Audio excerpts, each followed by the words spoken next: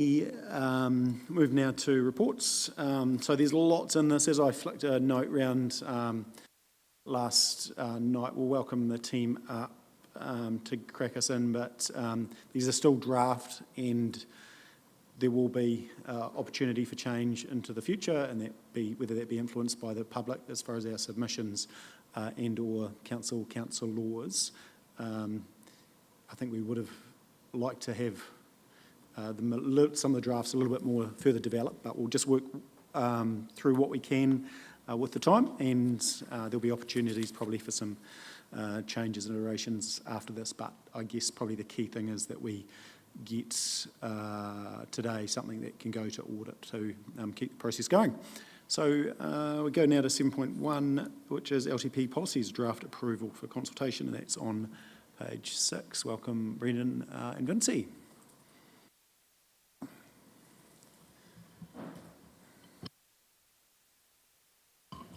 Kia ora koutou, councillors. Welcome to this series of reports around, this is the pointy edge of the stick for all of the workshops that we've had prior to now. And this is the reality where we start to actually put the guidance that you've given us through all of these workshops into the hard documentation. I just want to start with the apology for the agenda, which actually had the AMPs attached. It shouldn't have done that. I apologize for that. They should have just been on the hub. I did not expect you to read every page of the asset management plans. But the rest of it actually had the end result of all of the conversations and the decisions made in 1 or 2 meetings, plus also the indications you gave us and guidance, what you wanted to see.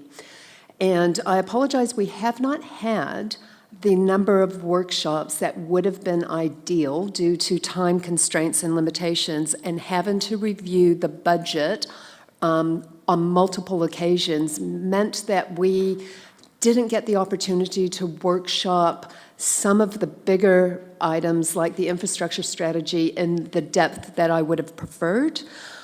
But it's not too late for us to have some discussions around that. What we're actually putting forth for you today, Brendan's going to start with the policies, and then I'm going through a lot of the other documentation. With one of the policies, the Treasury Management Policy, we had been provided some feedback from elected members, and we are going to actually review that policy again, line by line, and align it to our revenue and finance policy, and we will bring you both of those policies back to adopt as a draft. So for the Treasury Management Policy for today, we will take any of your feedback, but we're not expecting you to adopt that draft today. We will be bringing it back to you within the next couple of weeks, the next opportunity that we have, window of opportunity, so that we can ensure that audit get that before the hot review.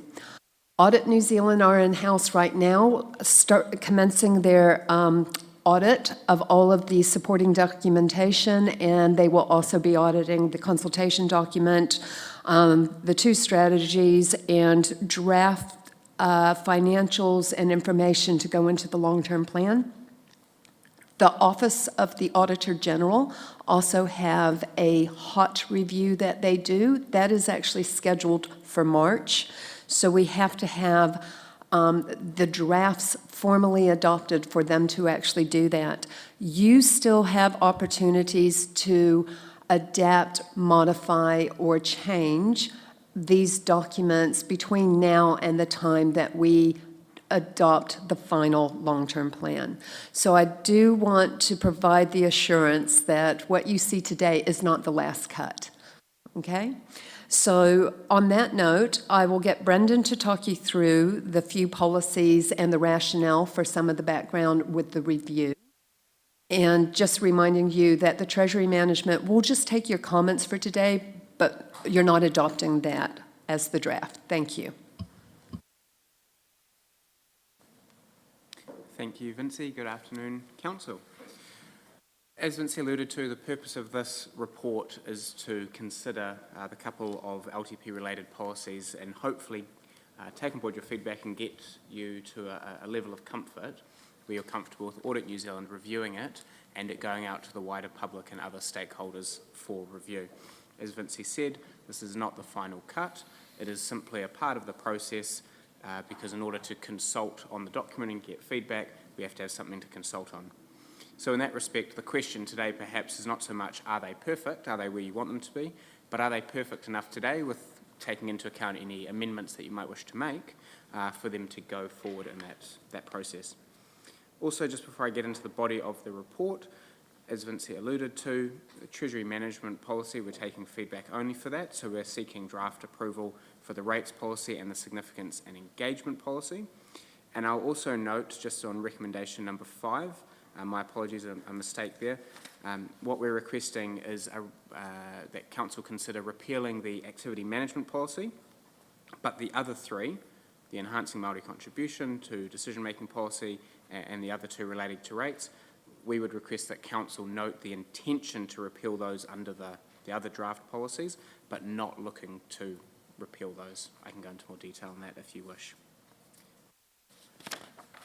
So, given that Treasury Management Policy is being sought for feedback only, we'll start with that, and it may be necessary when we get to questions for Chief Financial Officer to pop up.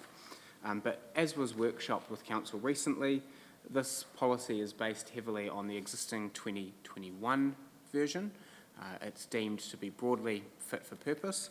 Bancorp were involved in the review of the process, and they made one significant recommendation, which was for one of the very last tables to recommend that number, that the limit for Council's cash deposits and investments with New Zealand registered banks be increased from 10 million to another number. They didn't specify, they just simply thought that Council should give itself more flexibility. Chief Financial Officer proposes that number be updated to 20 million. Other than that, there are a number, as you can see hopefully in the track change documents, there are a number of other relatively minor edits that don't affect materiality to any great extent. With that, if it's okay with you, Your Worship, I'll pause and we can take comments and questions on that policy and then repeat the process for the others. Yeah, perfect.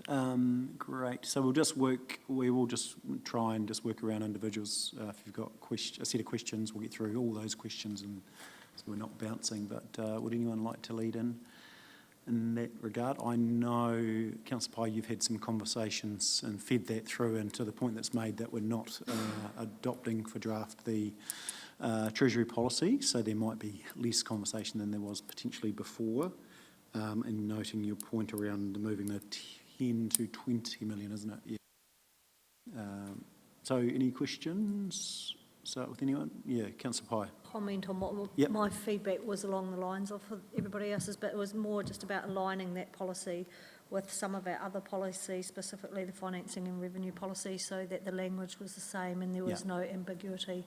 And yeah, just a few tidy up things like that. Yeah, thank you.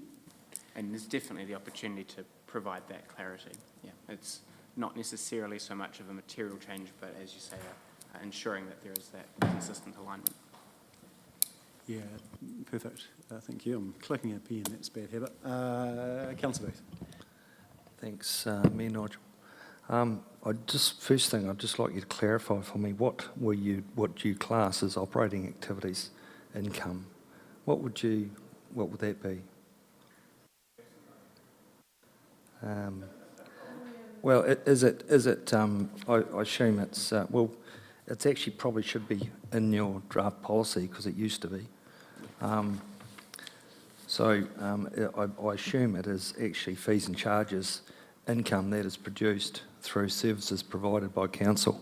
I'll note that in 2018, in our long-term plan, it was stated that the interest income should not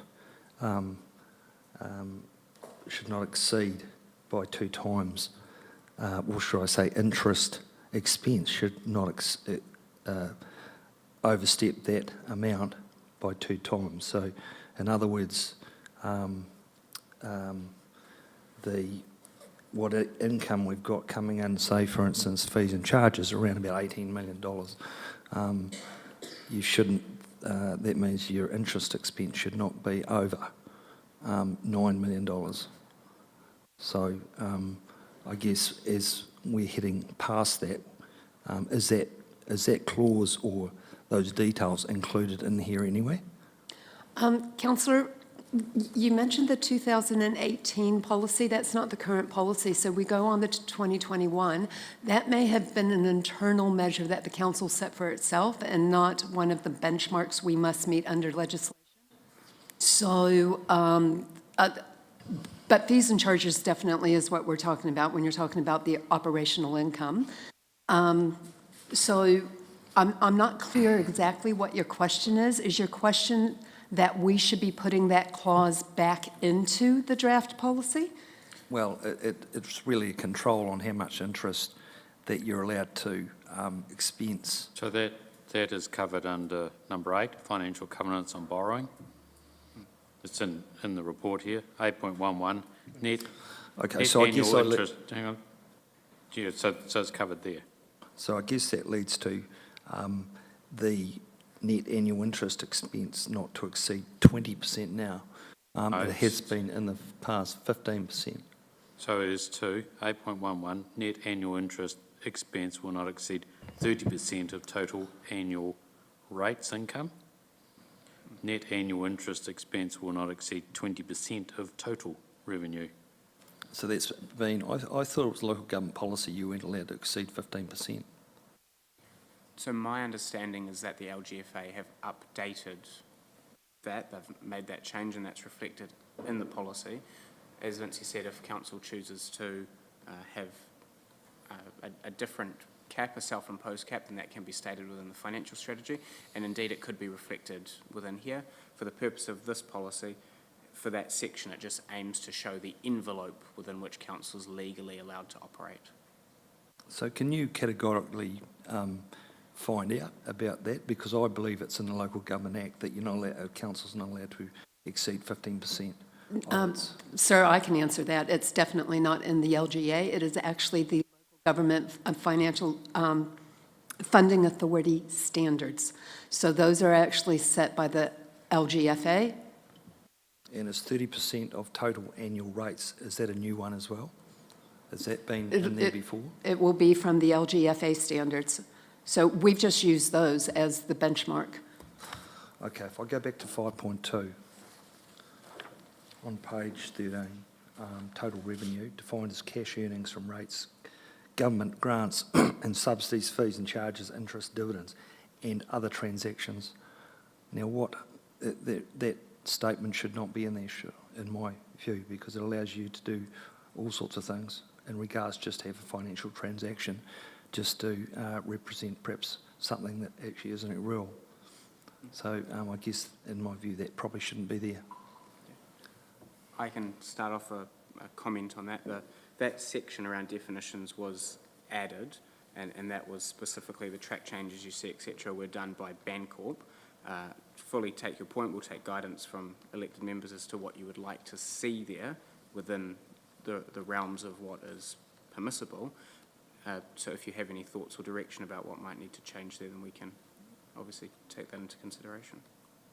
Yeah, well, it's quite clear in regards to my prudence document, what is income, and should be, could be called income for the purposes of what your total revenue is. So, yeah, just a few things. So, Your Worship, through the Mayor, we would actually need a resolution from the council that that's exactly what the definition you want to specify.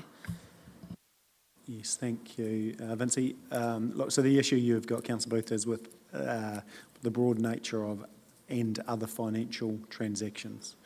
Is that specifically what you're talking about? Because in the past it's been used to create income, which actually hasn't been real. It's been, and it's not clearly represented the situation for the council in regards to achieving a balanced budget. I think what you're referring to is actually included with the exclusions of non-government capital contributions, e.g. developer contributions, invested assets, I would have thought. Councillor Pye, have you got a view? And then I'll go to Mr Trainer. I just thought the word cash at the very start eliminates anything other than cash, Yeah, if I'm reading it right. Cash would be ideal. Says that, so it says defined as cash earnings from, and then it's got the list. yeah, following.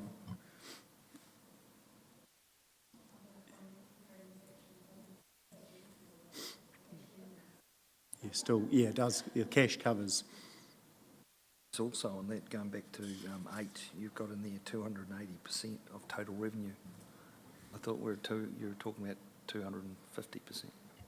One of the things I brought up too, and I think we should make it easy for people when they're reading a document that they don't have to go look in other documents for information, and I had suggested that we put in there what our current cap is, even though that's the statutory amount, because otherwise you end up having to read multiple documents to find an answer. Yeah, at the top it does, of 8, it refers to covenants as set by local government funding agency, but maybe we could put a paragraph to just yeah, and I think that would cover, wouldn't it? That's easy to do through footnotes that we can actually say council has adopted X, Y, Z. X. Yeah. In that, yeah, and so that's in the reference, yeah, that's good. So you can, I think that. sorry, Mr Trainer. I think the 280 is there as a policy, because if we adopt our financials and say we're sitting at 246, and we get an adverse event and we need to go up to 280, this covers you. If we put it in there at 250, you're going to have very little headroom. I'm not suggesting we change that, because 280 is what the local government funding agency, I'm just suggested that we make an annotation or a note or a sentence that says currently we've chosen to adopt a different rate or something, because the risk is, and especially when you're new, you pick up this document and you go, oh, it's 280. You know, and if Yeah, actually it's only 250. without understanding the LGA. Without understanding everything Yeah, else. element of it, yeah. Councillor Piddington. Yeah, I'm with Councillor Pye, actually. That whole introduction to the cap, unless you sit in this chamber, is awful. You wouldn't understand it. So I think that actually needs to be plain and simple English, and with the reference points. I know we sit around the table and we know, but I'd challenge anyone that doesn't sit around this table to understand any of that. Yeah, no, look, I think this is all relevant, but it just needs a note. Yeah, agreed. Thank you. Through the chair, we would not say that the policy is 250. We would make reference that the financial strategy that council has agreed to set a self-imposed limit, but legally it would still be 280. Yeah, just clarification to help. That's fine. Yeah. Alrighty. Further questions, Councillor Booth? Did you have any more comments? At this stage. Brilliant, thank you. Anyone further? I'll just whip round, just show me your eyes, you're all okay? No, good. Councillor Oliver, you okay? Yep.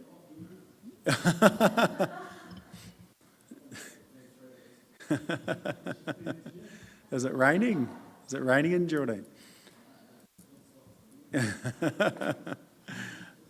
Councillor Shannon, you're okay with Treasury? Councillor Pye, anything you'd like to add outside of, you've got lots of comments that feed through. Councillor Piddington? No, all pretty good. Okay, that's cool. Let's move on to the next policy. Thanks, Brendan. Thank you, Your Worship, and thank you, councillors. Very useful feedback there. We'll go away and work on that policy and bring it back in a couple of weeks' time.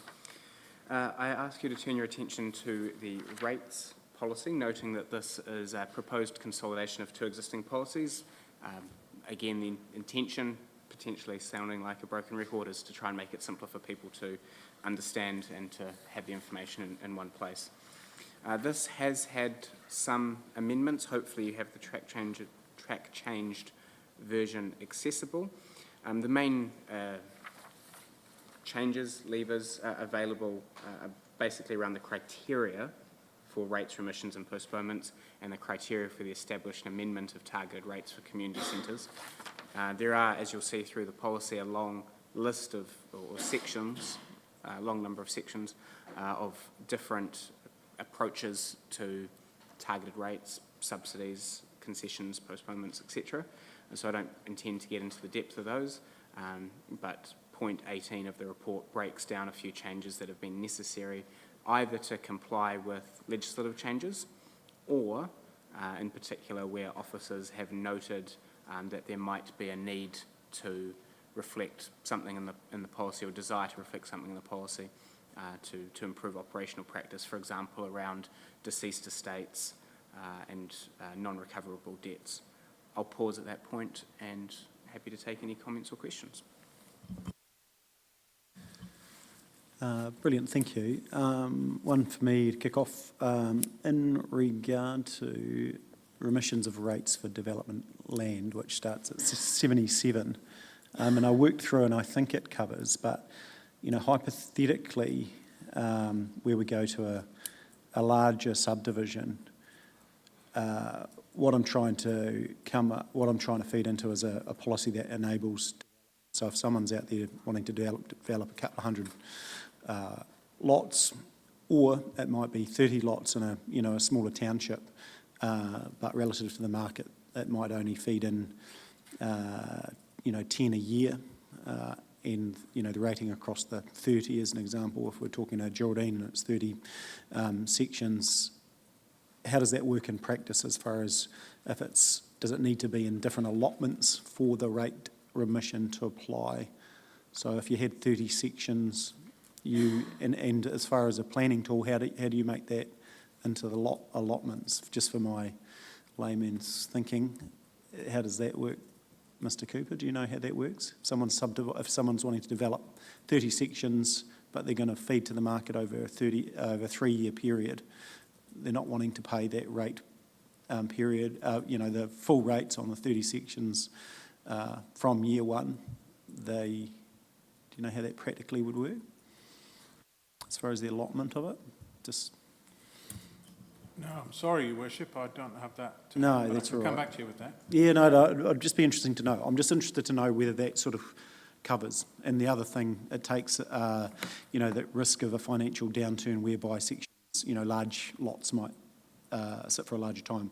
If we talk about those little things that are enabling, having a policy that does work for developers, whether it be commercial, residential land change, then I think we should just look at that and get it right.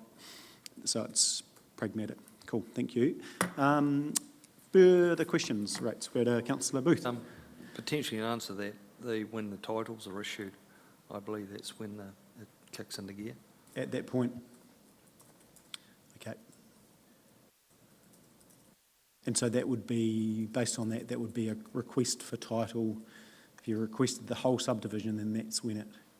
Legally signed across as a section, someone will have to pay for it at that time that the council charges would kick in, I would assume.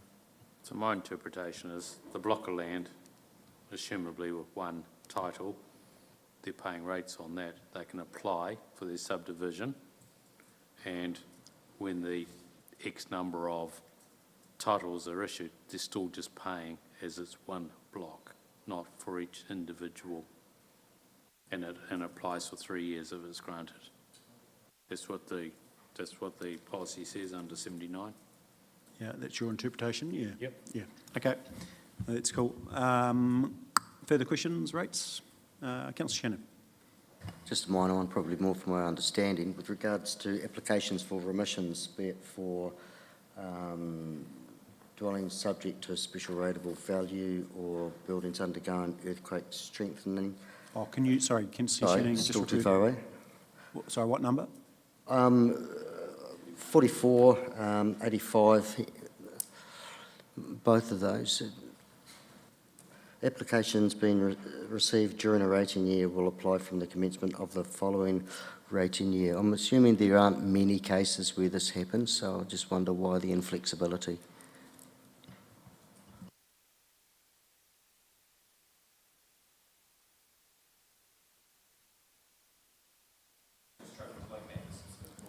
Yes, number 44. Page 7 of 17. Applications for remission must be made to council prior to the commencement of a rating year. And it's the same for number 85. Your question is sort of around, should there be more flexibility, and is there within delegations flexibility? Because it feels like there's a long wait if you don't meet the time frame of, I think, May, whereby you miss out for that next year. So is there flexibility within the policy? So if there is someone, because it's normally hardship, or it might be, I know there's another clause that covers coastal erosion and those sorts of things, but is there enough flexibility in that for an officer to make a decision around remissions for hardship? That would essentially be a decision that council would have to resolve. Essentially, at the beginning of the year, the rates are struck. So for somebody to come halfway through the year, there would have to be significant hardship for it to then be remitted. We can do refunds for the situations, but it's essentially the council's decision as to whether or not they would like to adopt a policy that would say that. So it couldn't be a delegation, it would have to be a resolution. As part of a delegation. So essentially, the council could decide to add to the delegations manual that it allows officers to the discretion to apply a remission. Yeah. I mean, that would certainly feel, that would feel fairer to me, given that it obviously doesn't happen very frequently at all. It just seems a little inflexible to me. There is that in there. There is a delegation section in this policy that could easily be updated to include that. So there's a subcommittee who has delegated authority over certain topics. I'm just trying to find the section. About 9, I think it was. Hang on. There is a subcommittee that have delegated authority, so you could just add it into there. It's made up of officers. Is that another policy? Somewhere in there? Yeah. Council has delegated authority to the following officers to approve remissions, rates, penalties in accordance with this policy. And then there's a policy on refund, which is number 22. Yeah, so accordance with policy, so the question is the policy strong enough? Do you want to be more flexible, I guess, for the rating officer or do we want to be more hard-nosed? To the point, there's not a lot of issues there, and you're likely, if there's a real issue with they're probably not going to pay, I guess. So, yeah, Andrea. I guess around the penalties and the remissions, essentially, that's what Section 21 talks about. But I think there is a delegation that lets the Mayor, in conjunction with the CE or the CFO, can at any point in time decide on a remission outside of this policy. Yeah. Or as part of this policy, it gives delegation for that to happen. So somebody could come to council and say, hey, X, Y, Z, this property is not in use, and it can be as a one-off decision. I'm comfortable with that, thank you.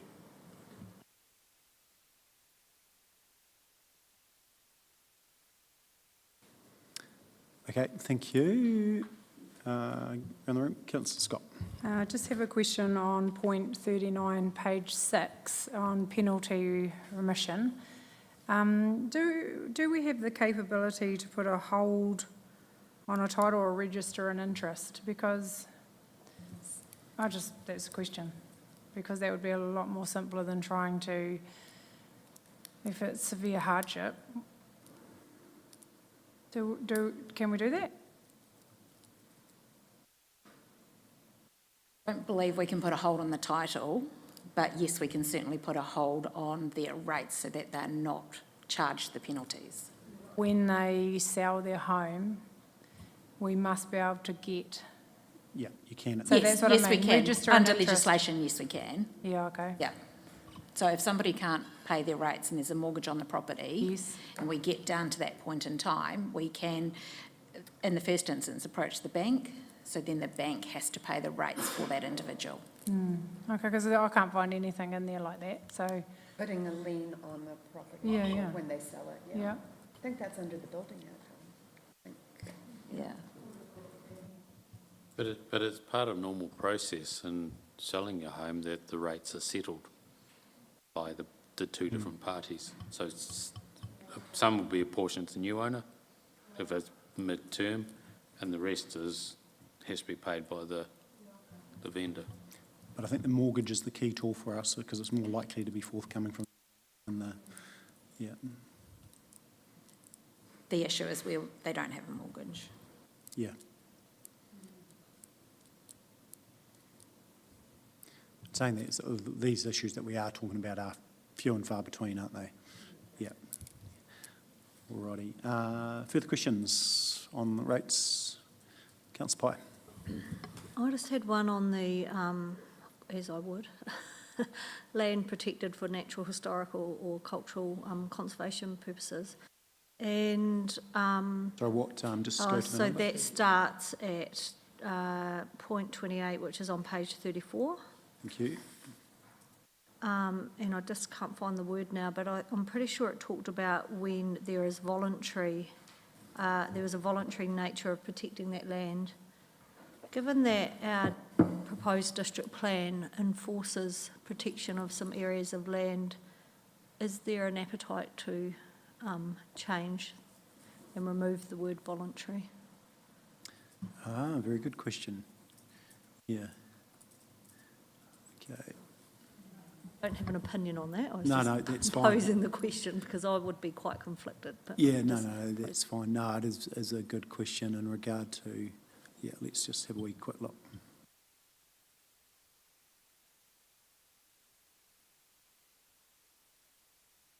Were you wanting me to speak to that, councillor Pye? Yeah, Mr. Cooper, if you could. Yeah, do you want to jump in? Thanks. Trying to find it here. What paragraph was it? 29. There you go, Paul.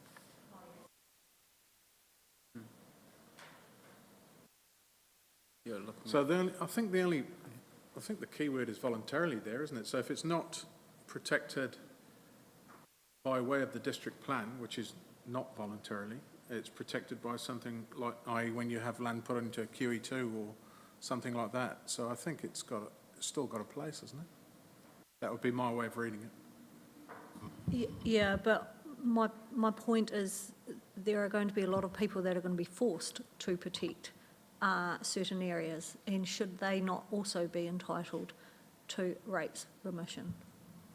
Does it have to be voluntary? Because either way, you're protecting the area. What is the difference between doing it voluntary and being forced to do it under a district plan?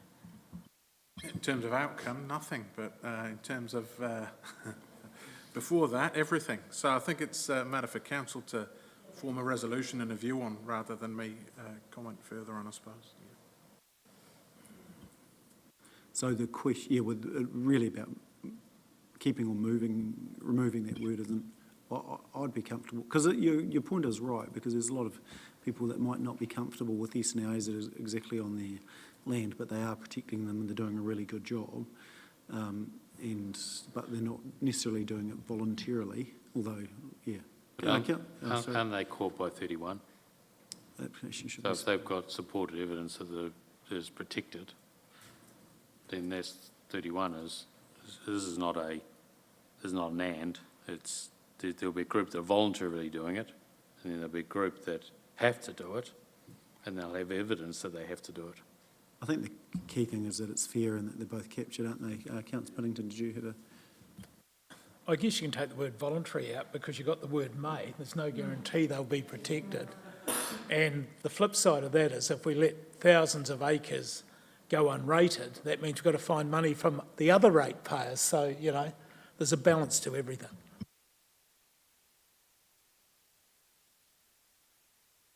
So thinking, is everyone comfortable with the removal of voluntarily? I think you'd want to know the size and scale of the issue and some of the criteria around it before you removed it. Yeah. I think it would be fair to remove it, but to Councillor Piddington's point, we need to think about what the unintended consequences are here and how you're going to define cultural protection, because we have numerous different levels in our proposed district plan. And it's probably a bigger can of worms than just whipping out a word. Yeah. Okay, and to the point, it is a draft policy, and so the public will get the opportunity, not necessarily those individuals concerned are going to read through our rates policy to the same detail that we might.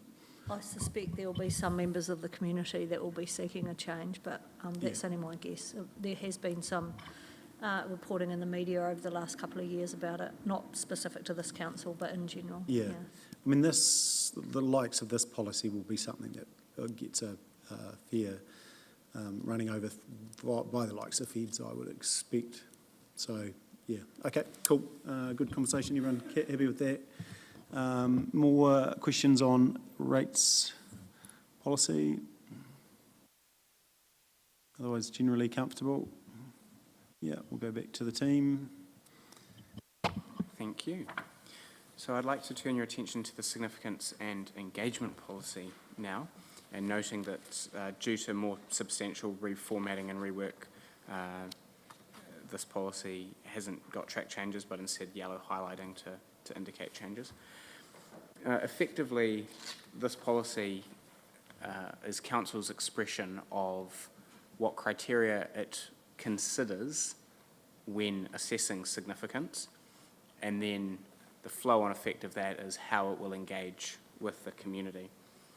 So as I've outlined in the report at 22, the main levers available to Council are things such as the relationship with Arawhenua, the assets that are considered strategic, the criteria that are considered when assessing significance, principal circumstances under which engagement will or will not occur, and the internal process thereof. The main changes that we've looked to make to this policy, draft policy, is number one, looking to embed Council's relationship with Arawhenua into this document. So instead of having this document and a standalone enhancing Māori contribution to decision-making policy, looking to bring the two together so that the relationship with Arawhenua and Council's commitment thereof is front and centre. As per the workshop with Council last week or the week before, they're all sort of rolling into each other, to be honest. We've looked to update the criteria for assessing significance, such as adding impact on the environment and consolidating thereof, and also looked to enhance the tools that we have available for officers so that you end up with reports that have an assessment of significance that are potentially more consistent, more robust, more defendable. One thing I'll note in saying that is that the Community Services Group is doing some work on the application of these tools, so they may look to change over time. They're in the appendices, they're internal tools. What's in the policy currently is what we currently have.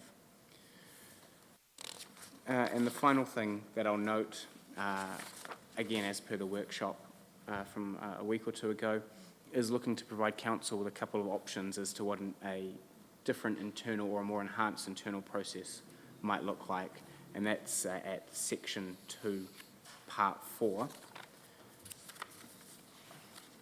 Bear with me.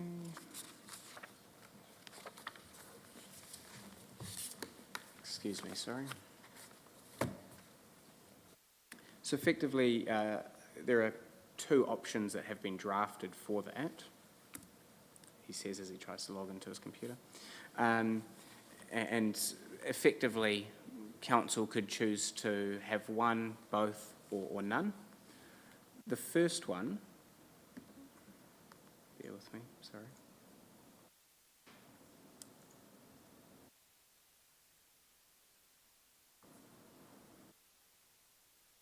Apologies. Here we go, brilliant. So the first one is that this is 4.1.1.1 on page 8 of the policy, noting that at the Chief Executive's discretion may get the Corporate Planning, Strategy and Governance Group to undertake a separate assessment of significance when an issue or proposal triggers a number of flags. Some other councils do that. It's just considered an additional internal layer, and we can discuss whether that adds value to Council, the elected members that is, and officers, And if you do like the look of that idea, then you can look at what those flags might be. The draft ones are in that clause. And the second one immediately below it, again, complementary or could be standalone, is that each report has a legal, financial and significance check as part of the review and approval process. And we actually were discussing that this morning with Mayor Bowen and a number of councillors as part of a report writing forum. A number of other councils have that step as well. So what I'll do, I think I've spoken enough. I'll just pause at that point to see if there are any questions or comments, and thank you for bearing with me as I found the right part of the policy. Brilliant, thank you. So your page 8, 4.111 and 4112. Have you got comments on those two? Councillor Piddington.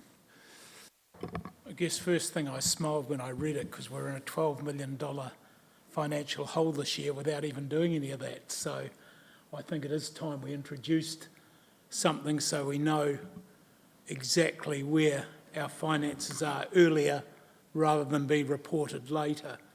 And yeah, the only thing I kind of thought was missing too was moving internal budgets with it at a level without this table knowing, because, you know, we go off on one thing and then something else gets done and we go, oh, where did that come from? They said, oh, we had some money left over from here to there, but that may not be our preference around the table. So it's missing that bit for me. Yes. Oh, you go, Vince. Through the chair, I think that should be handled through your delegations manual as opposed to, because there may be something handled internally that doesn't even generate a report, because what you're talking about is the reallocation of funding between projects that may or may not have triggered any kind of report to council. I think you should handle that through your delegations manual. Yeah, agreed. And that was the paper we discussed last year. And so I've still only had one change notified in regard to budget changes, which was very small, which was from Mr. Cooper. But that would be the proper place to put it if we want to make that change. But we can take that offline with the Chief Executive and have a conversation, and whether that needs to come back up or not, but probably not in here. But I agree. And just the corporate team, we had a great little conversation about report writing, and one of the things that we discussed was that financial impact statement, which was discussed before. I think actually Councillor Piddington, you raised that. So that was discussed with a lot of the tier 3s around what we're expecting to come through in the report writing and effects on numbers. So that got picked up there as well. Yeah. But any other further comments on those two elements? Yeah, I just had a question, oh, sorry, I think I've lost all my pages. Page 8.23 around consultation. I just wondered if we had any consultation with Arawhenua on these updated draft documents. Okay, yes, okay, because point 36, page 10, you sort of suggest that you haven't and they may have a view. I can speak to that. So we have sent these draft policies to Arawhenua. They're providing comment as part of the overall review process, and they've so far come back with some useful feedback.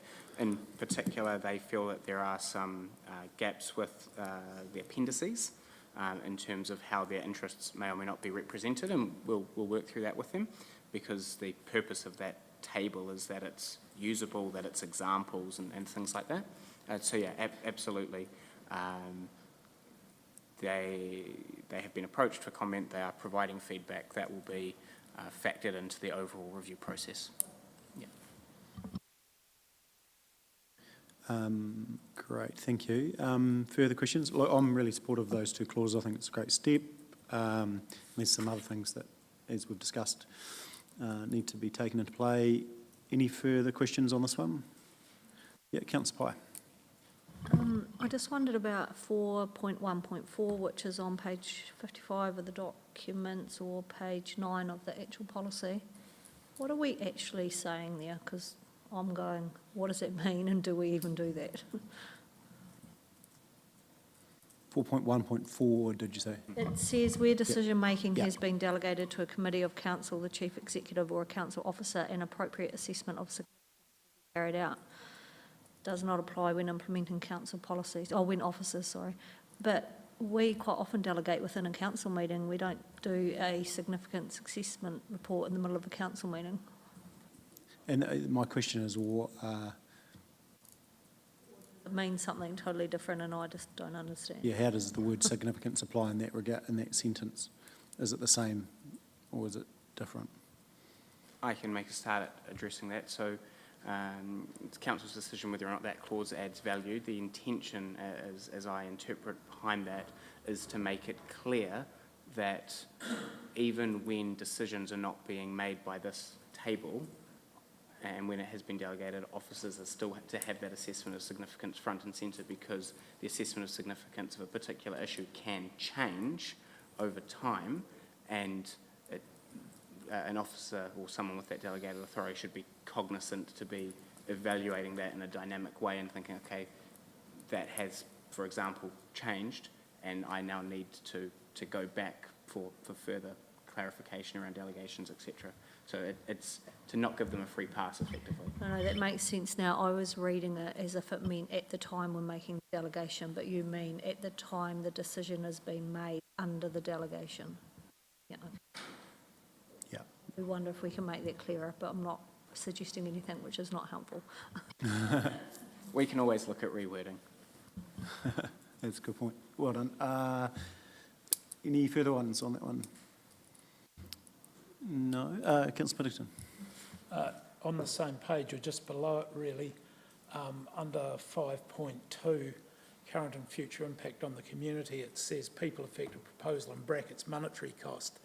I think monetary should have its own separate definition within that, because we're all around this table worried about money, yet it's only bracketed as a portion of the discussion, if that makes sense.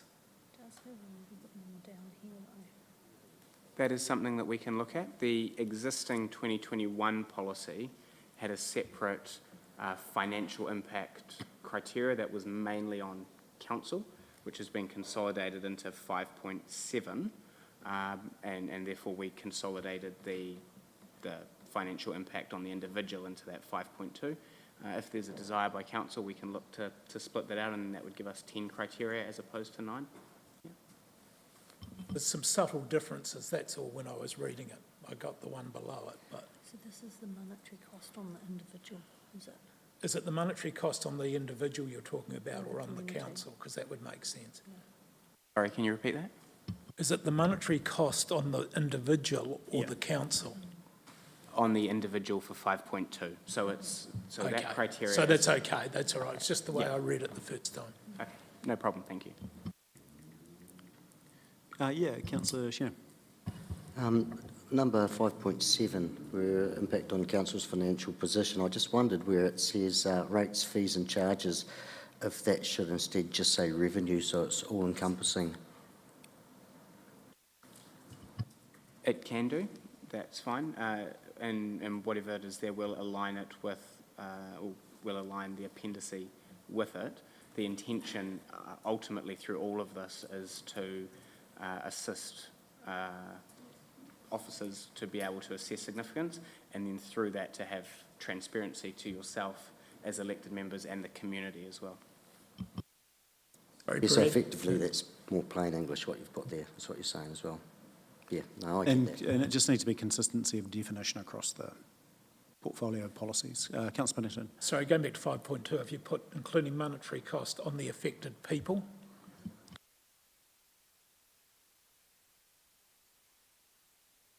It does say that, but in a right, because it goes at the top, it's number of people affected by the issue, and then to which they might be affected. It's just the wording. I think it is in there, but if you want to have a look at it, if it can be, yeah. No, but if there's an easy way to say it, I mean, that's the thing, it's got to be easily interpreted. So, yeah. We can have a play around with the Yeah. wording. But I also think 5.7 probably does need, it probably should be impact on council's financial positions in terms of cost to the council and revenue avenues. Because it could, we're more interested in the cost to us than where we're getting it covered from. Because you could read that as all about revenue. Yeah. Further comments on the side? All good? Okay, that's good. Discussion? We've got any left? That's Just the last. one small one. Oh, yeah. So just to clarify where we are at the state of play, so we've received feedback on Treasury Management Policy, we've looked at rates, we've looked at significance and engagement. The final one is just around the activity management, and this is... Sorry, I was trying to do two things, 10 pages and talk at the same time, and I'm It's afraid I'm page not very good at 83. multitasking. So this is at point 28 in the report. So just simply seeking Council's repeal of the Activity Management Plan policy. The short version is that the policy was developed at a time in the early 2000s where activity management at the time was something quite different to what it is today, and therefore the policy as it currently stands, by looking to apply an infrastructure framework to broader activity management plans which do not necessarily contain assets, is no longer fit for purpose, and Vinci and Steph have a desire to look to develop an asset management policy to more accurately reflect what Council does and bring that to Council for consideration. Perfect. Yeah, I would support that. In partly the reason is because these have to be living documents, and I think that can help reflect that, can't it? Yeah. Everyone comfortable with that direction of conversation? Cool. So that's last. Thank you, councillors. Alrighty, so we'll go back to where are we? Page 6. Come on, iPad. All right, just unfreeze, one moment.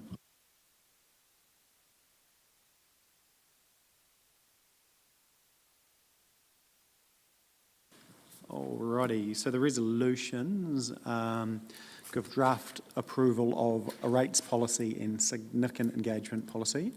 Approve the policies to be reviewed by Audit NZ. So obviously we're not doing the Treasury one as discussed. We'll have a later opportunity there. Approve the community to be afforded the opportunity to provide feedback on the draft policies as part of the LTP. Note, probably an important one, that it will be given the opportunity to consider feedback and make amendments as part of the LTP. And then number 5 is repeal the activity management plan policy, and note the intention to repeal the enhancing Māori contribution to decision-making policy, the rates and remission and post-movement policy, and rating district calls community centres policy. Happy with that? Did I get that right? Exactly correct. Yeah. Don't ask me again. There's quite a lot of resolutions there. I'm happy to move that. Can I have a seconder for that? Councillor Shannon, thank you. Any further discussion or debates? I'll put the motion now. All those in favour, please say aye. Against, carried. Brilliant, thank you. We are now to page 85, draft environmental scan and significant forecasting assumptions. Taking into account we saw this originally last year, and there's certainly been some things that have changed in that time.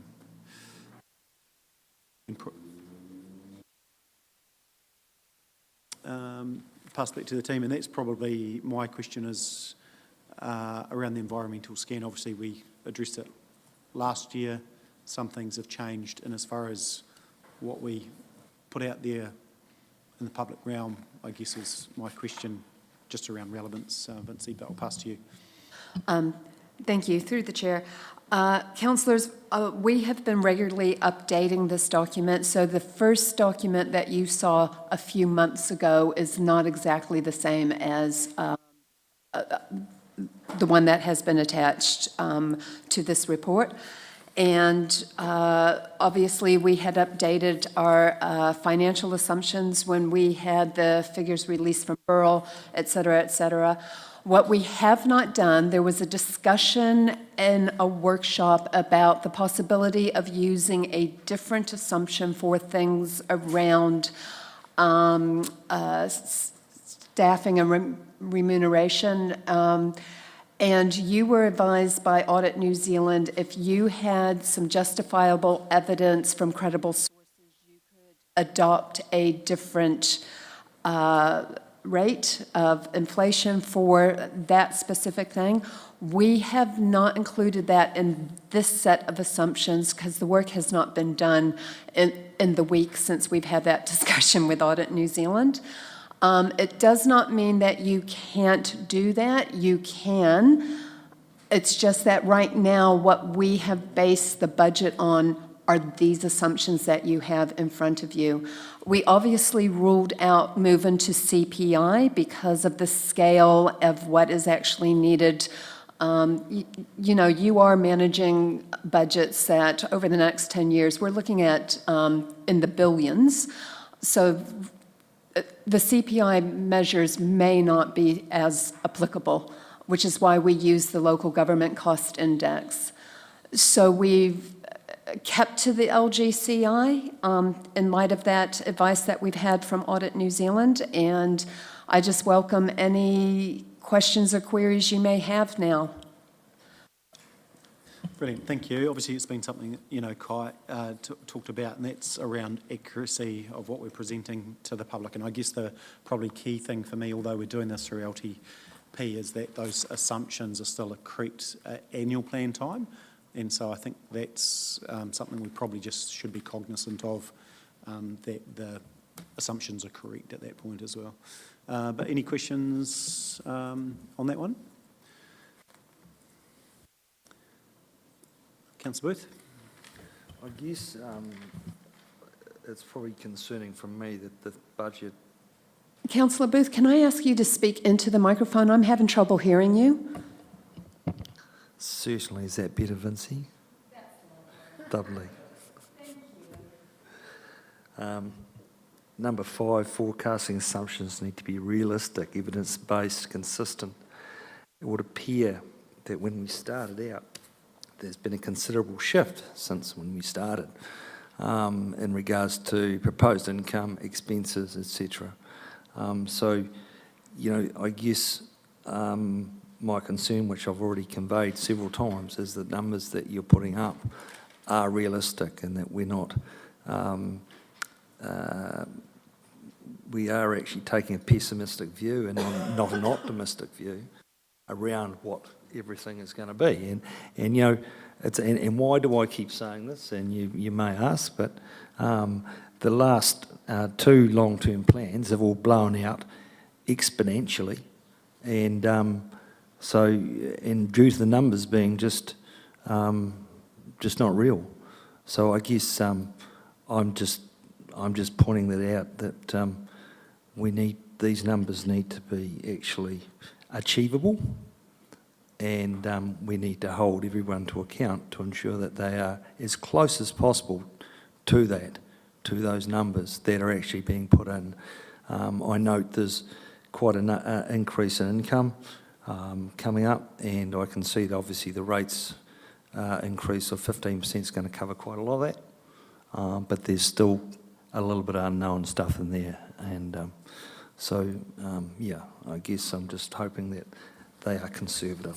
So, through you, Mr Mayor and Councillor Booth, I firmly believe the revenue is achievable. However, the costs that we have in the long-term plan will be a challenge, particularly the staff costs and the other costs. And that challenge we're up for, and we really have to go looking for savings and ensure that we've got our belts as tight as we can get them to achieve it.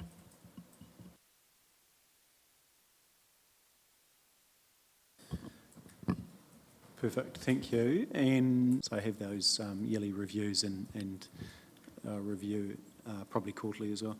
Councillor Piddington. Just on page 111, staffing levels and accommodation. Just on that one, I'm concerned it reads as though we haven't got enough space, yet we put nothing in the budget to fix it. So if we actually do have an accommodation problem, we need to deal with it and budget it. Or on day 2, we'll get someone coming in saying, we need $500,000 to lease a building or to buy a building, I don't know. But I mean, if we have a problem, we need to be realistic and have it budgeted for what the answer is, not hoping people will work from home or, you know, if we know it steps into it. You know, all the earthquake-prone buildings aren't budgeted. We know they're coming. It just seems a bit mad, really. Thank you, Councillor. Very good point. I believe there's work underway right now trying to do an assessment for that, and that's being handled both by the Property Department and Human Resources, or People and Capability. So right now, we can't budget because we don't know what it is we're budgeting for, and also because of the uncertainty with the affordable water reforms, that could have been an avenue that helped free up space if water services were relocated.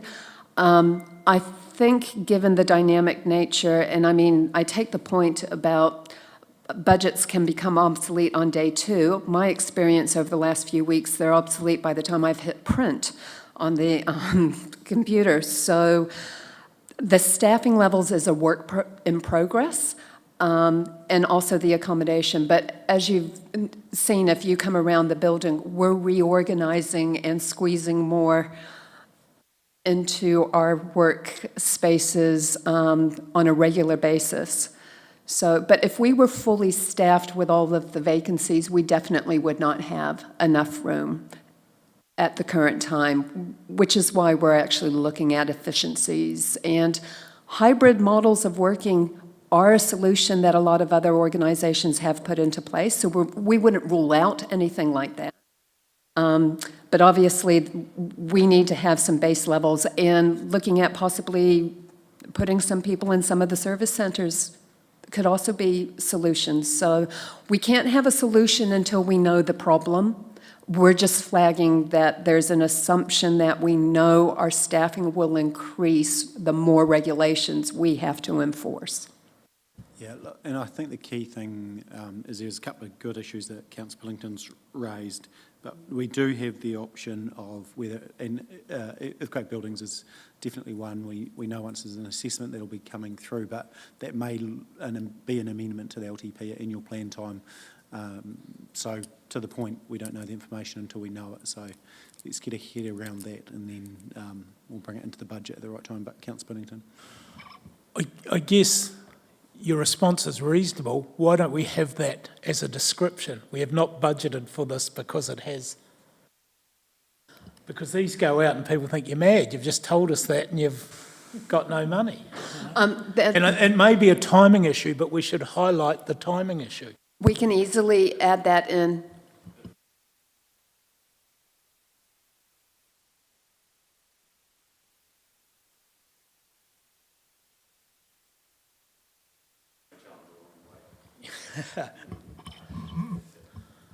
Perhaps we could increase the size of the pound. I mean, I know what you're saying, but it's not. It's going to become before 2034, you know, with what we've just heard there. But that's okay. I'm just highlighting we need to be clear when people read this that we realise there's a problem, but because of procedure, we can't budget for it yet. Correct. Yeah, and part of the solution will be looking at all our assets and what that we're doing and what are relevant as well. So we may need to quit some of those. Righty, further questions? Councillor Pye. So on page 123, which is interest rates and return on investments, I just wondered if some of those assumptions needed updating based on what our CFO has told us recently. I think they're slightly different. We were talking about 5.5 or 6 or something. And also the bank deposit rates, I thought we had slightly different numbers in the assumptions that we heard recently. in particular, the consequence of assumption variation, and we talk about, based on council's projected debt levels, interest costs would decrease by 3.5 million for each 1% of movement. So that equates to 350 million of debt, but that's just kind of at one point in time in this 10-year plan. And I just wondered if we wanted to qualify that statement, because next year that won't be 3.5 million because we're not quite at that debt, and but you know, it moves throughout the plan. And I don't think we've made that clear enough. So we can actually state that this is at a certain point in time, but may be subject to change due to market levels and et cetera, et cetera. You know, there'll be one time in the plan when we hit 350 million, and that statement's true. Yeah. Right underneath that, council hedges interest rate exposures as per the liability management policy. Actually, the Treasury policy. Thank you. And yeah, that was my only questions on that page. Just on page 127, which is talking about landfills, I think. And I may have this wrong because you gave us a lot of reading over the weekend. Council has budgeted 1 million per annum to address closed landfill. I don't think that's in the infrastructure strategy. And I apologise because that had been removed through all of the budgeting process. I did not update this, and I will do so. That's okay. And then just in general, I just thought the whole thing needed a little bit of updating given changes of regulation that are very recent. Yeah, I just think that There's affordable waters, there's quite a few things. there's quite a few politically- times I put needs updating because of regulation, needs updating because of regulation on a number of pages. Point taken, and we will review that before we release them. Thank you. Perfect, thank you. Councillor Scott. I was a little bit concerned since when we got presented this back in last year sometime, there's no reference to Venture Timaru's aspirations of 75,000 by 2050. And that concerns me because when you read the population growth on page 103, I think it is, it's quite a depressing read.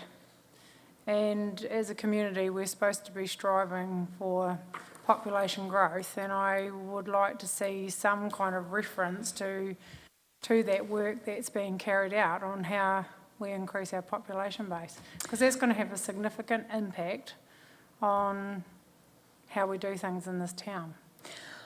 I do recall that conversation at the time when we actually talked about the population projections, and we have to base ours on the projections that actually come out from Statistics New Zealand and those sources.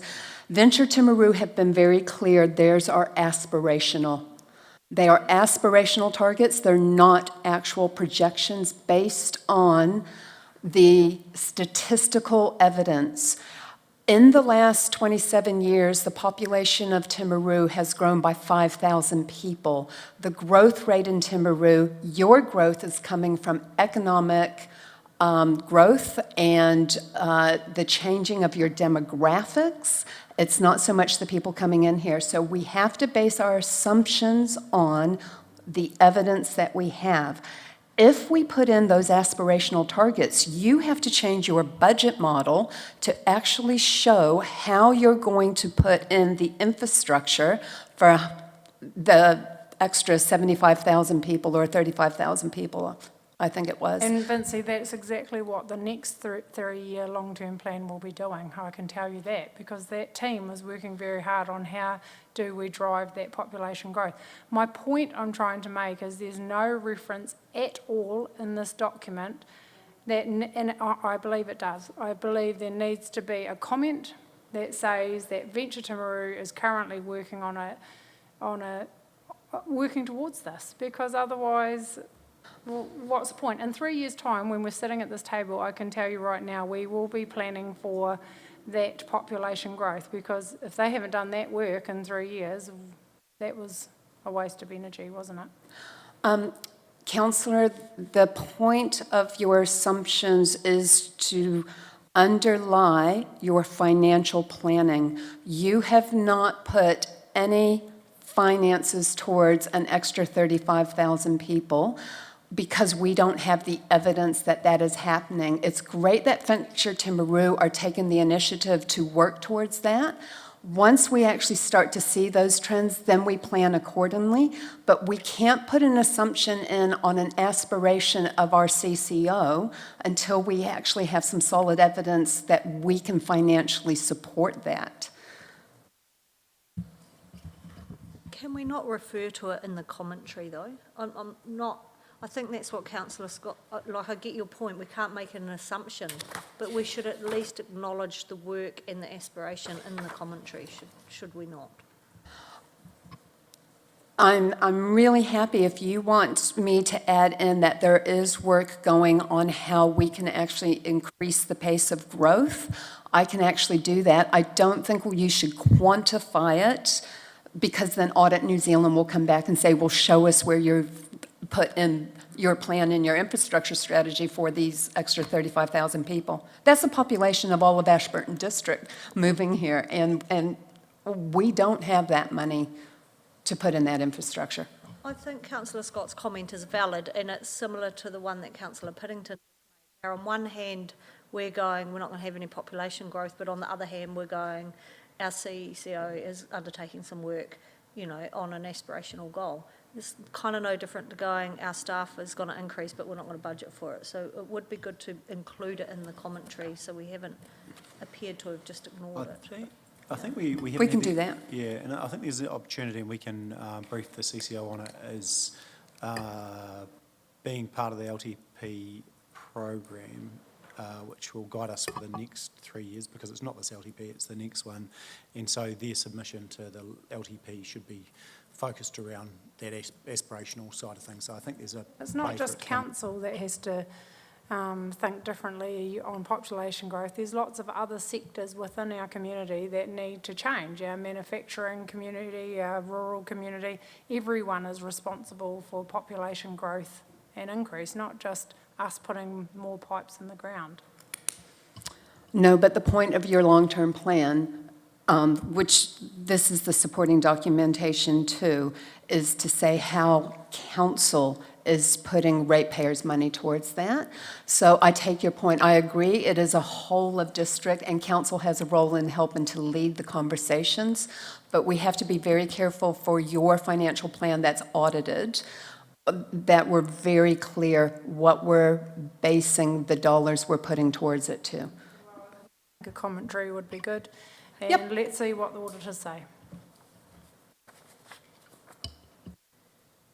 Yeah, Through you, Your Worship, is Yeah, Mr. there an opportunity to, because the LTP can be aspirational in places, it's just there are certain prescriptions or constraints on us where we put it in the LTP. So that we could, for example, the Mayor in his page could talk about council seeking to align or move towards increasing population growth as we experience that growth through work that VT is trying to complete. That sort of rhetoric can fit there quite nicely, and it's aspirational, it's at the front of the document, and audit will be quite happy with that. If it's in the assumptions, it then triggers certain requirements in terms of evidence. That I think that's the two. But we can definitely put it in the LTP. It's just a matter of where it goes, I think. Yeah, I think the point's well made. We'll pick up on it and get it in there in the right spot. Where the right spot is, I'm not sure. We've just got to be careful that we just don't, because some people look at population growth. You can interpret that a million different ways. It could be 25,000 sitting in rest homes, you know. Well, no, it's, you know, so it's how you know, shape the conversation. What does 25,000 extra people look like? You know, hopefully it's a combination of, you know, all demographics of family and workers and all those, but, and nothing wrong with investment in healthcare in a community, that's positive. But yeah, it's how we shape that. But I think it's how we have that alignment. You know, I mean, this is probably off to the side topic today. We need to have a good conversation sooner than later with BT just around around that further strategy for the district, if you like, but it's probably off to the side. So any further conversations on these assumptions? Any further comments, sorry?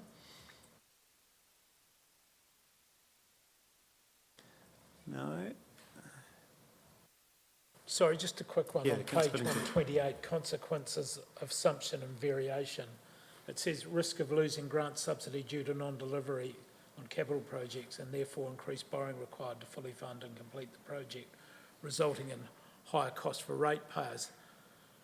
That's mainly Waka Kotahi, isn't it? I just think we should fatten out. It would be normally, because the likes of a theatre is one-off, it's a moment in time, but Waka Kotahi would be the consistent. I just think Yeah, we should tell the people what we're talking about. You know, it's roading rather than, yeah. don't want to scare them too much.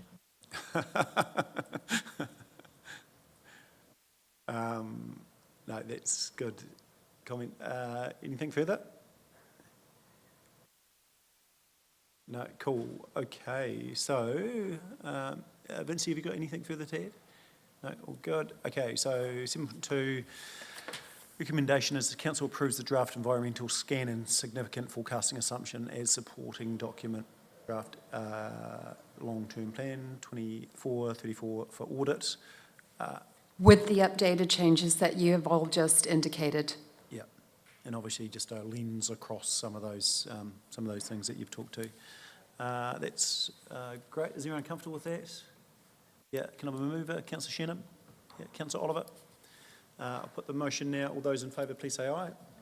Against, carried. Thank you. So we now go to 7.3, which is level of service statements on page 129. Thank you. Councillors, through the chair, Toni Morrison apologises for she was not able to be here today, but we workshopped these with you over the last 2 weeks. As far as I'm aware, all of the suggested changes, Toni has gone back and clarified with the various activity managers, and so these should reflect the majority of the changes that you have made. If they don't, there will be some rationale as to why that was not feasible or possible, and I hope the report has actually explained that. So I am open to any questions that you actually have of these post the discussion that we had in the workshop. And if you still have any lingering questions or queries about that. Yeah, and I just draw you to point 12, which was at the workshop. Councillors asked staff to consider the inclusion of the term enabling in the levels of service statements for regulatory activities, as it is a matter that relates more to the way in which council delivers its service rather than a specific level of service. It is proposed that this instead be included in the high-level activity statements in the environmental services chapter of the LTP. So are we happy with that as opposed to the loss statements, level of service statements? Yeah, just give us a nod. Or put up your hand if you're not comfortable, but otherwise I think that sort of makes pretty good sense. It's obviously something that was discussed. Yeah, any further comments, questions then?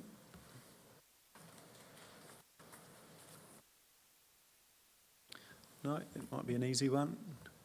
Okay, the recommendation is that council receives this report and adopts the attached draft long-term plan 24 to 34 levels of service statements and performance measures to go to Audit New Zealand. Everyone comfortable with that? Councillor Parker, are you happy to move that for me? Perfect. Councillor Jackson, a seconder. Any further discussion? No. I'll put the motion. All those in favour, please say aye. Against? Carried. Thank you. Draft financial strategy, page 146. Thank you. Councillors, this is the draft financial strategy that, as a result of the multiple budget workshops that we had and getting the clarification from you, we were able to actually reflect the discussion and some of the guidance that you provided for us to help quantify some of the limits in this strategy. So this strategy should reflect the final guidance that you gave us, and we have put in all of the legally mandated parts that are required under legislation into this strategy. It's quite a concise document compared to some of the other strategies you have for this long-term plan. So I hope it reflects and it's clear what the intent and purpose of the various, like the CapEx, the rate limit, and it makes it very clear for some of the definitions as to our investments for people who have particular interests in that, and of course also our disclosure statement. And Councillor Booth, I can assure you that we considered your comments from the last workshop, so we added some clearer definitions in there in accordance with that. And I'll leave it now to you to ask me any questions that you may have about this. Brilliant, thank you. Look, my question, this has gone back some time, is how through this document, and originally I was wanting us to break down debt into the, what we would deem core versus community, if you like, for want of better definitions. I'm not saying that we necessarily have to come up for a figure as a percentage. It's potentially too late at this stage, but and I see on page, where are we?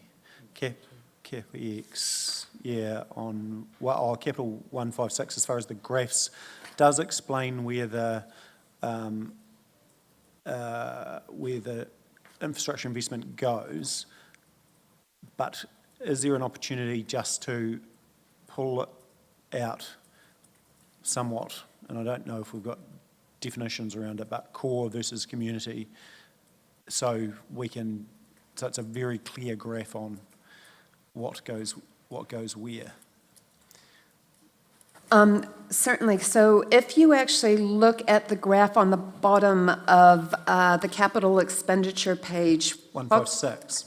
Oh, sorry? Yeah, 156. 156. Yeah, my point is it does, but no one looks at that.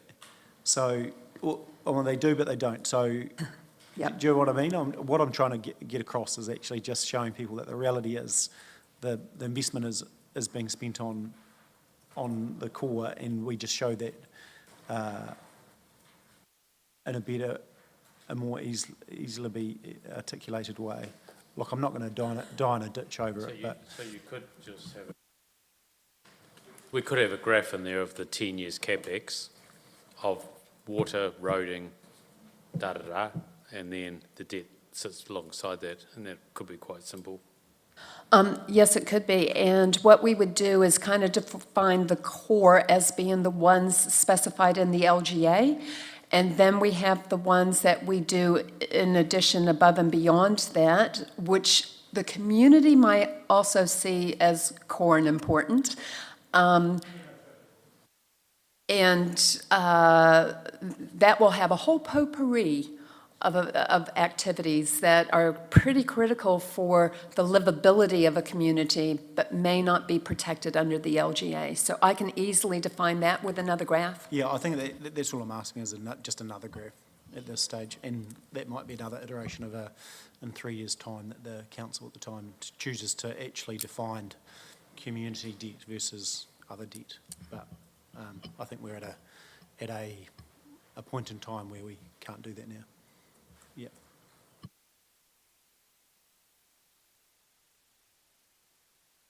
And it's Councillor Puttington.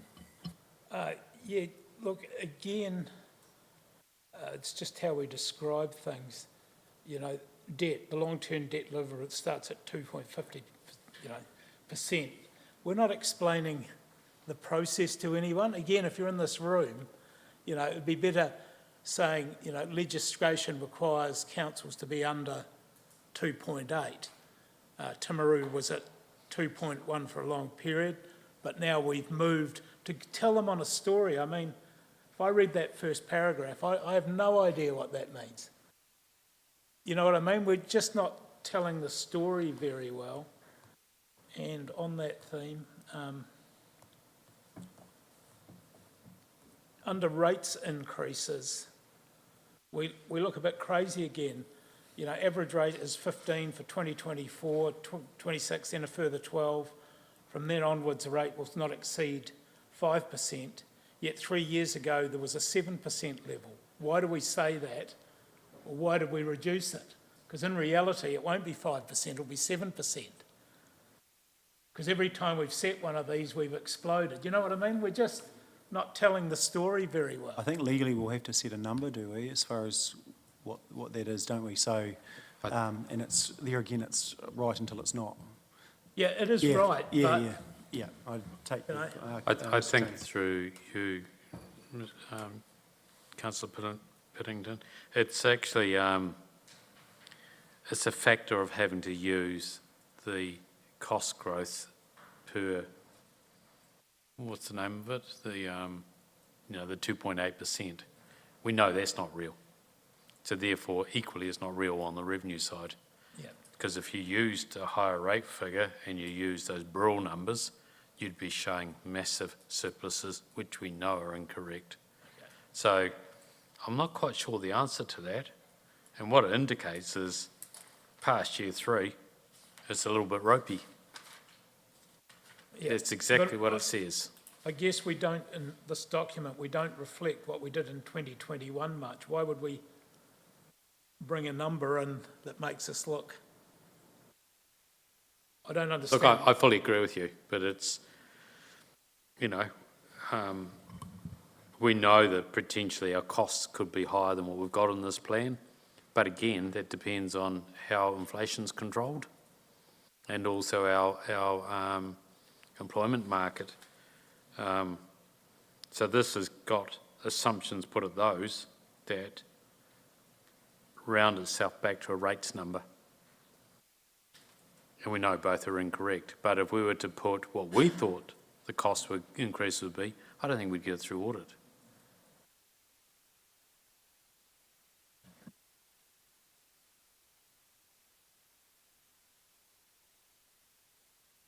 Councillor Pye. I have quite a few, sorry. And I think I should preface that with actually the amount of work and effort that's gone into here, and I feel bad because we only pick out the stuff we don't agree with. Take it for granted, everything else we agree with. But so I just, similar vein to Stu, and you know, we say in the second paragraph under debt about we're putting this money towards capital projects, including community infrastructure, asset renewals, initiatives that advance key priorities. Why don't we just say water, roading? You know, I feel like we need to speak to our audience and use plain language. Because that is a lot of what we say in the rest of the LTP document. It's all about water and roading, and so why don't we use that there? The next paragraph at the bottom of it, we say, by staying below a 250% limit over a 10-year period, we uphold Council Strong AA negative credit rating. My understanding is there's a whole lot more to those credit ratings than just staying under that, so I would suggest that we are more likely to uphold, because we cannot guarantee that. Well, just as a general comment, I was a bit surprised to see our debt to revenue limit drop back to the 220. I thought we had only ever discussed in this room 250 for the term of the plan. I don't, and given what we've just been saying about what the longer, you know, the latter years are going to look like, I'm not sure I'm comfortable with that dropping back, even though I'd like to see it do that. What page is that, Councillor Pye? Well, that's just in that debt to revenue Oh, is that limit. in there? You know, we go 250 and then it drops back to 220. Oh, yes, yeah. And I just don't recall us having that discussion in this room. My understanding was it's just going to be 250 for the term of the plan. I can answer that.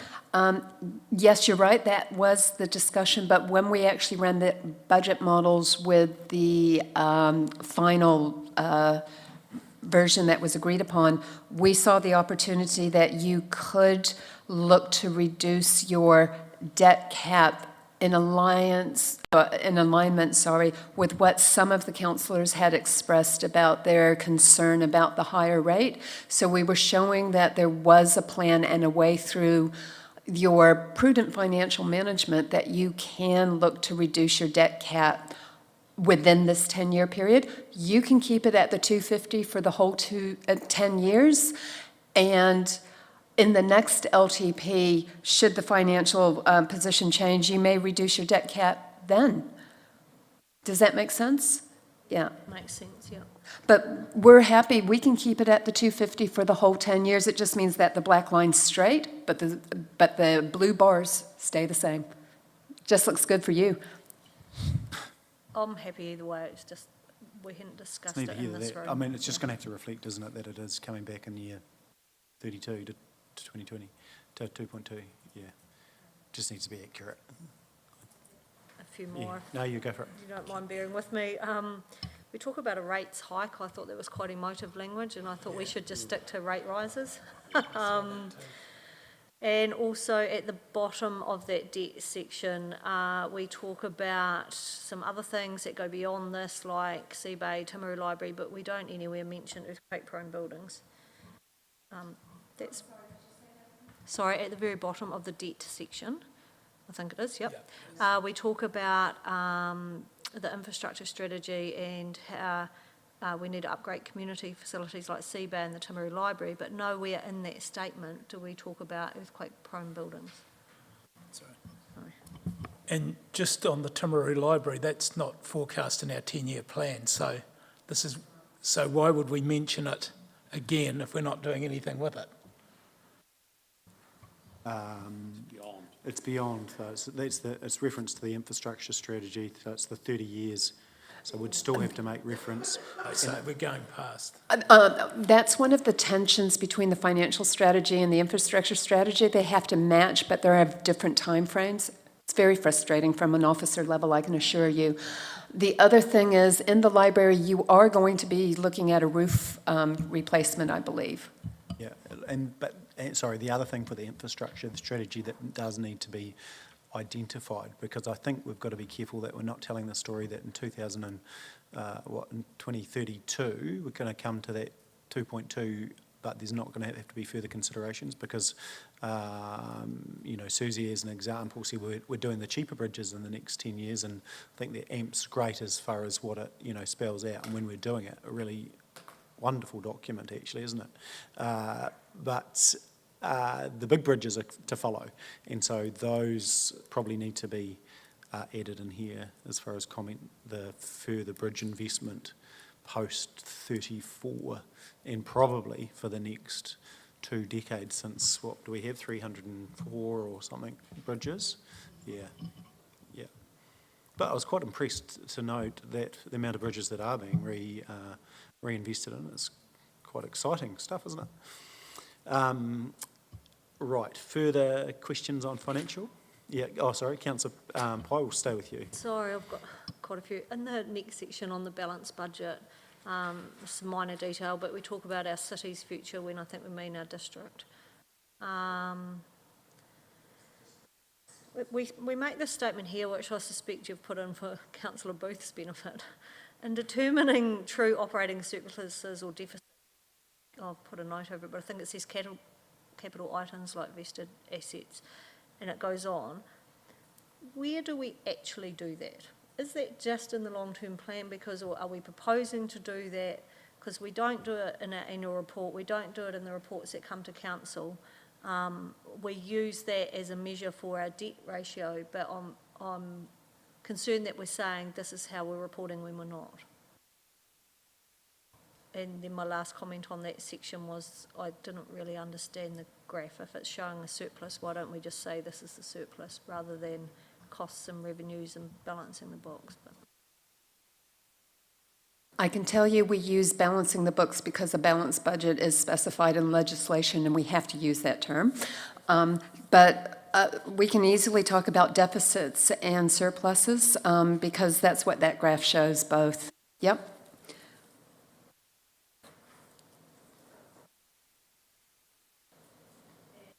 In the statement about determining true operating surpluses, that I'm going to go back and investigate that.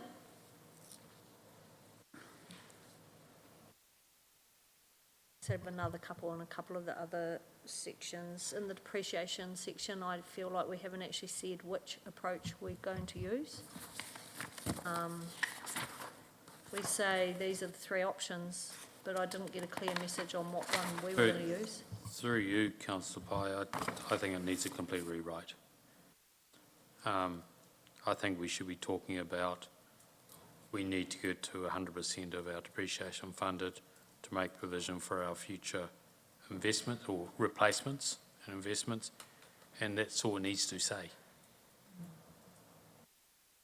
Like the number 2 option isn't an option. What it is doing is just repeating the same, but saying you've got some, you know, you might be double dipping, but to me that's not helpful. So I just think this section needs a rewrite.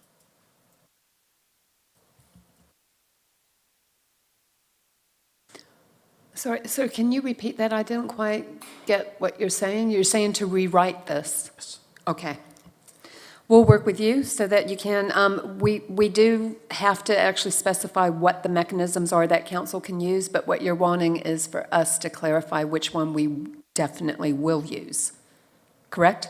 But they're all the same. Except for number 3, where you're saying we're not going to fund full depreciation, we're going to borrow our way continually. Well, we're not going to do that. The number 1 and 2 are basically, I can see, are the same. No, because number 2 is about charging a higher rate and banking that money, whereas number 1 is about charging the rate for the immediate need. And number 2 is about rating more to save up the reserve for that. I don't think you can do that. That's why we kind of specify there it's problematic and probably not recommended now. Well, we won't debate it here, but quite frankly, the depreciation needs to be funded at 100%, so you're actually making provisions for future replacements. That's all we need to say. I'd also like to see somewhere there we note that we revalue assets, so people know it's not straight line depreciation, there's going to be a bump. I don't know how to word it, but we need to alert people to actually revaluing our assets. Our depreciation doesn't go down like that or like that, it's actually going to go. I think there's implicit in saying we're going to 100% fund depreciation. No, I If don't you- think it alerts ratepayers to revaluations that actually increase the level of depreciation. Yeah, it's straight line on the capital value, but the capital value gets changed. And so, yeah, 100%. Yeah, so, yeah. And Yeah. I think the way around that is saying what we actually base our depreciation on. And we're basing it on asset valuations now as opposed to cost price like we used to. So I think a clarification statement saying depreciation will be based on asset valuations. You think that? I think Andrew said we've got to do it every so many years now, so make it clear. All I'm saying is not arguing the point, but just Yep. make it easy. And a timeline I of think them. in the short term, you've got to have cost or asset valuation because we haven't revalued everything yet. And in other words, should perhaps you not be just having a percentage increased every year on depreciation, just assuming there's going to be a catch-up or a balance in time? Talked about that with the Nelson approach, but it was, and John from Audit mentioned that, didn't he? But it's that cost of revaluing every year. So unless you know, you can't factor it in. But the problem is still the same in the fact that we can't accurately forecast past until evaluation changes. Yeah. And that leads us to option 2, because what you're actually talking about was then if you put in that inflated value of depreciation, you're effectively trying to rate in advance, but we don't want to take that option. Yes, but at the moment, we're running negative budgets continually due to that, not being ahead of it. So, you know, we're to the significant numbers. So a lot of that money we've been borrowing has actually been going to OPEX. So What will be required to do is do an assessment each year of whether there's been a material change in our asset values. And if the assessment says there has been, it triggers one of two things, either applying additional depreciation or forcing a revaluation that year. So we just need to work that out. So both sort of come to what you're saying, Councillor Booth, so it does get to that result.